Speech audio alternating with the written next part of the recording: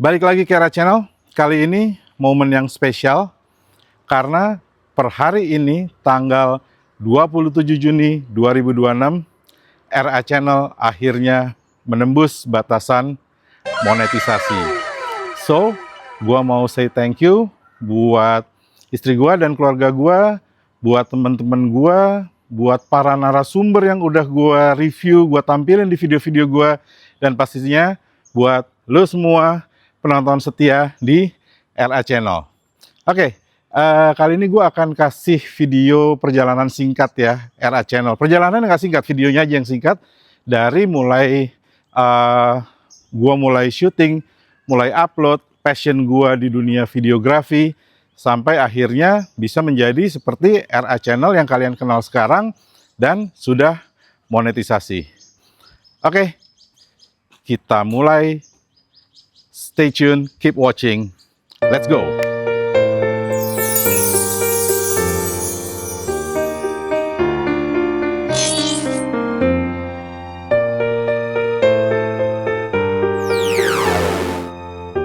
Ya, seperti gue bilang di opening ya, kalau gue itu jalanin videografi itu sebetulnya udah cukup lama. Sebetulnya dari awal tahun 2000, gue udah tertarik sama videografi. Tapi ya di chapter awal itu yang gue sebut humble beginning, itu susah banget buat orang yang punya passion di videografi. Kenapa? Harga kameranya mahal, harga softwarenya juga mahal, lalu aksesoris pendukungnya juga buat gue unreachable ya. Susah banget gue bisa mendapatkan benda-benda yang mendukung kesukaan gue dan passion gue terhadap videografi. So akhirnya pada tahun 2005 gue dapat tuh pinjaman handycam, masih dulu handycam, pitanya mini DV, pitanya gue beli sendiri, dan gue ngerekam. Problem selesai? Enggak. Nah, setelah ngerekam itu kan kita harus pindahin ke PC. Dulu itu, aduh, nggak kayak sekarang ya. Copot memory card, pindahin ke laptop, copy, kelar. Enggak. Jadi dulu itu masih pakai koneksi kabel. Ya, udah gitu, si mini DV yang gue pinjem itu, koneksinya juga nggak pasaran, dulu pakai kabel namanya Firewire. Dan lu ngerekam video 10 menit, yang mindahinnya juga 10 menit. Lu rekam video sejam, ya sama, sejam juga. Jadi sangat tidak praktis. Gue masih ingat dulu pakai software namanya Pinnacle Studio yang keabsahan dari serial number-nya gue ragukan ya. Gue yakin itu bukan asli ya, tapi ya memang adanya itu. Nah, dengan keterbatasan itu, gue akhirnya bisa bikin video yang menggunakan teknik namanya chroma key tanpa menggunakan green screen. Kalau anak zaman sekarang gampang ya. Mungkin di aplikasi-aplikasi kayak CapCut atau yang lainnya tuh tinggal klik sekali, remove background, bang, hilang. Gua nggak. Nah, ini hasilnya videonya ya. Gua tampilin, tapi gua nggak bisa kasih suaranya karena pasti akan melanggar copyright. Karena waktu itu gue bikin video seolah-olah ada dua orang Aldo, itu main gitar terus lip sync ke lagunya The Beatles, If I Fell. Ini bisa bikin kayak gini nih, asli buat gua itu suatu pencapaian ya, karena stres banget. Gua harus bikin chroma key, gua edit, alusin satu persatu, and so on. Dan akhirnya video yang gue buat di 2005-an ini baru bisa gue upload di tahun 2010 ke YouTube. Karena di 2010 akhirnya gue bisa punya koneksi internet yang cukup mumpuni untuk bisa upload. Parah ya, gue harus tunggu 5 tahun untuk bisa upload itu. Nah, habis itu gue masuk ke chapter berikutnya, yaitu The Long Pause. Jadi dari 2011 sampai 2017, gue nggak lakukan apa-apa untuk videografi ya. Gue itu fokus kerja ya. Pokoknya kerja, cari duit lah intinya. Di situ gue masih membangun karir gue, sehingga videografi atau YouTube gue itu ya praktis nggak ada kegiatan apa-apa. Lanjut. Habis itu mulai tuh. Di tahun 2018, gue punya rezeki untuk bisa beli handphone yang cukup oke untuk ngerekam video, yaitu iPhone XS. Ya. Nah, kebetulan juga di tahun itu gue nabung, gue beli bass, mereknya Hofner tapi replika ya. Nah di situ gue mulai kepikiran, oke, gue suka videografi, gue suka musik. Kenapa gue nggak mainin cover musik ya, mainin bassnya pakai Hofner gue? Ya menyenangkan ya, hasilnya bisa lu lihat di klip yang gue tampilkan ini. Tapi lagi-lagi gue nggak bisa keluarin suaranya ya, masalah copyright. Tapi problem paling besar dari bikin rekaman cover lagu kayak gini adalah lu harus perfect satu take. Nggak bisa tuh satu take, lu pause, lu ngapain, lu ngopi, lu lanjut lagi, nggak bisa. Harus lu rekam perfect dari ujung ke ujung. Nah, problem ini juga apa ya, yang bikin gue akhirnya berhenti ngelakuin itu. Karena pernah nih, gue lagi ngerekam nih, udah kira-kira hampir 3/4 lagu kelar deh. Tahu-tahu dong di depan ada teriakan, paket! Gue sambil setengah gerundeng ya, sambil setengah ngomel, ya suka nggak suka gue post kan. Gue post rekamannya, gue taruh bass gue keluar, dan ternyata itu paket punya tetangga. Damn. Nah, di situ gue mulai mikir, apa lagi nih yang bisa gue bikin ya, tapi ngerekamnya nggak painful, nggak harus perfect kayak gini. Nah, makanya akhirnya di 2019 sampai 2020, ini gue sebut sebagai GarageBand era. Nah, di GarageBand ini, kalau buat lo yang nggak tahu ya, GarageBand itu adalah software untuk composing, untuk bikin musik di iOS dan macOS. Jadi gue itu bikin studio virtual, gue pakai alat musik virtual, gue mulai bikin cover-cover lagu, ya apalagi kalau bukan kesukaan gue ya, The Beatles ya. Jadi gue kayak ngajarin orang, nih loh caranya pakai GarageBand, gini loh caranya bikin komposisi, gini loh caranya masukin 3-layer harmoni. Nah, itu gue masukin semua ke situ, gue bikin lah tutorial plus hasil akhirnya ya. Gue menikmatin banget prosesnya ya, karena GarageBand itu buat gue powerful, dan berita paling bagusnya GarageBand itu digratisin sama Apple ya. Gue bikin udah sempat berapa lagu lah, tapi gue akhirnya terbentur dengan realita bahwa apa yang gue lakukan itu niche banget, pasarnya kecil banget, sedikit banget orang yang tertarik, view-nya ya kurang ya, tapi ya nggak apa-apa, gue udah cukup seneng. Sampai akhirnya gue mikir lagi, apa ya yang bisa naikin view dari YouTube gue. Akhirnya gue coba-coba terus, sampai akhirnya di tahun 2021 gue mulai eksperimen. Oke, kalau gue rekaman gadget bisa nggak ya? Gadget kayaknya gue cari yang nggak terlalu mahal, gue bikin review, gue coba upload. Yang pertama, yang bener-bener ada sambutan ya, ada traksi dari penonton, itu pas gue bikin video smart home. Gue beli apa sih? Smart bulb ya, lampu yang bisa dikontrol pakai suara ya, itu nyambung ke Google Home. Oh, lumayan nih. Lanjut lagi, kebetulan waktu itu gue ada rezeki, gue beli lagi lah namanya mouse, itu Logitech MX Anywhere ya, Logitech MX Anywhere. Itu mouse kecil dari Logitech, tapi koneksinya Bluetooth dan cukup mahal buat gue. Oke, coba lagi. Oke, upload. Sukses, gitu ya.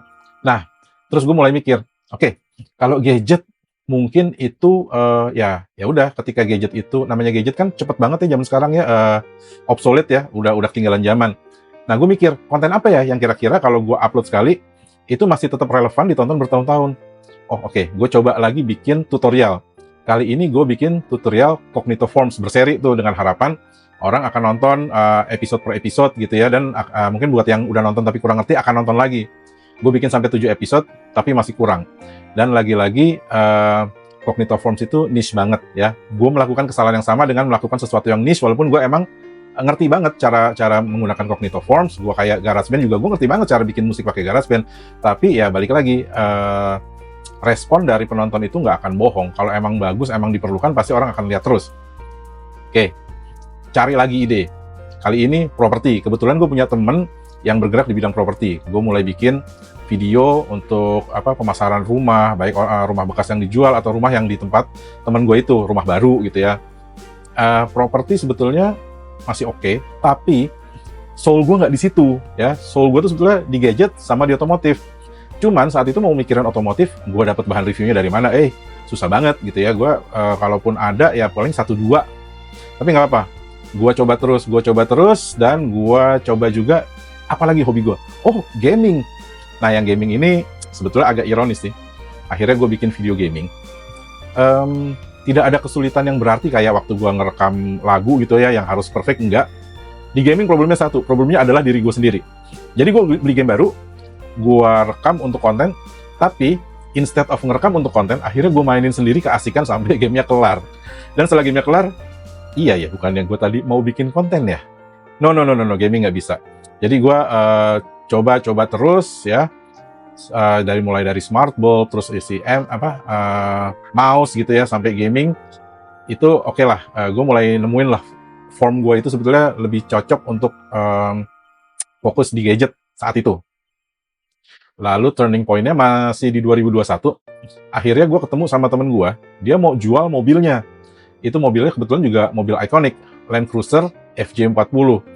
Itu jadi video otomotif pertama gue, dan gue ngeliat, ini oke, gue happy, gue passion, dua-duanya ya, videografinya gue suka, otomotifnya gue suka. Nah, gue langsung muter otak tuh, gimana caranya nyari lagi konten otomotif.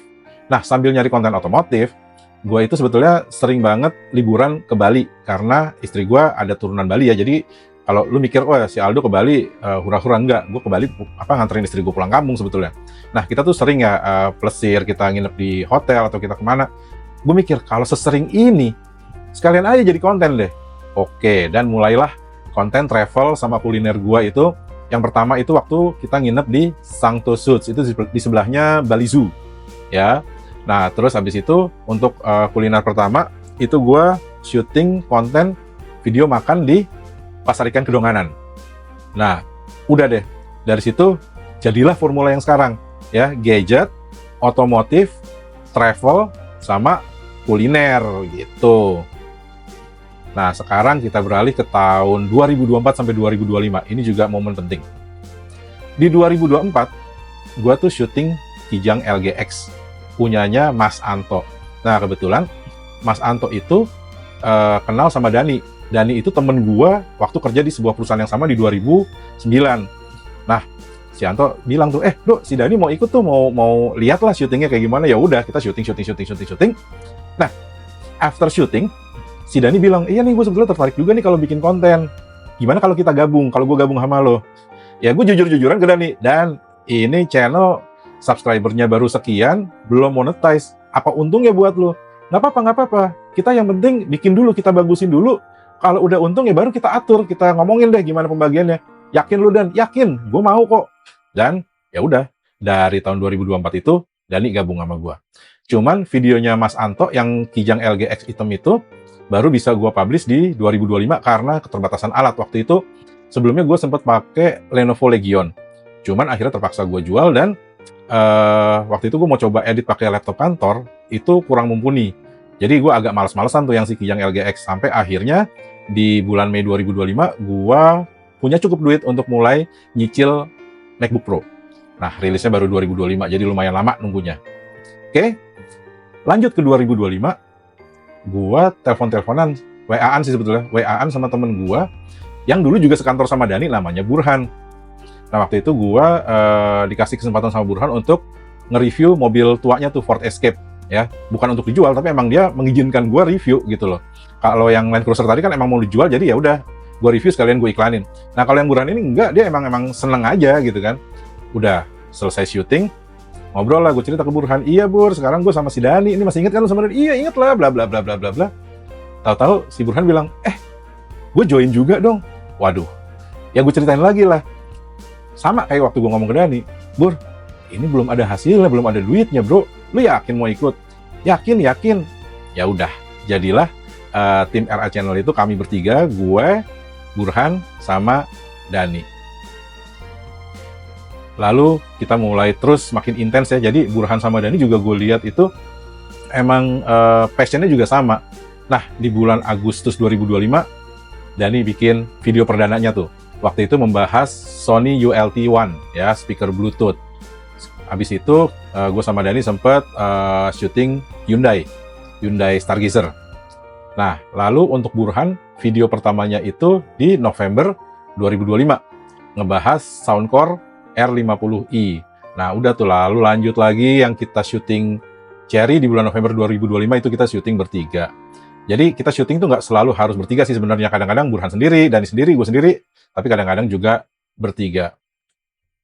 So, di 2026 akhirnya tim makin solid. Kita lihat juga watch hour sama subscribernya tuh naik signifikan ya dibanding waktu gue masih solo karir gitu ya.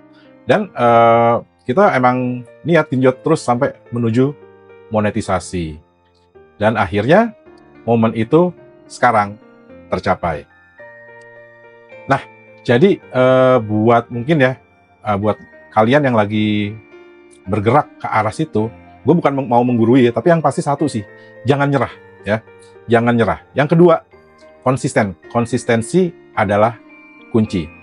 Yang ketiga, lu tuh nggak harus sendiri, lu bisa barengan sama partner. Dan ketika lo bisa dapetin partner yang passion dan tulus, hargai mereka. Kalian bersama bisa maju juga. Oke lah kalau gitu, sekian video ucapan terima kasih gua. Sekali lagi thank you buat lo semua yang udah nonton, buat partner gua, buat para narasumber ya yang nggak bisa gue sebutin satu persatu. Thank you banget.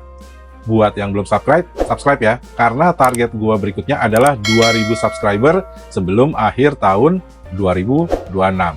Tunggu lagi video-video kami berikutnya. Sampai jumpa. Bye-bye.